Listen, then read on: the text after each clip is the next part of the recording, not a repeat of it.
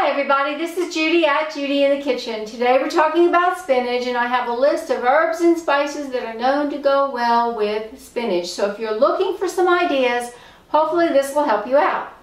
We know that allspice goes with spinach, and basil, capers, cardamom, cayenne, chervil, chili pepper flakes, cilantro, cloves, coriander, cumin, curry powder, dill, garlic and ginger, lemongrass, lovage, mace, marjoram, mint, mustard, nutmeg, oregano, parsley, pepper, rosemary, sage, salt, sorrel, tarragon, and thyme. That's a long list. I hope it helps you out. This is Judy at Judy in the Kitchen. Bye for now.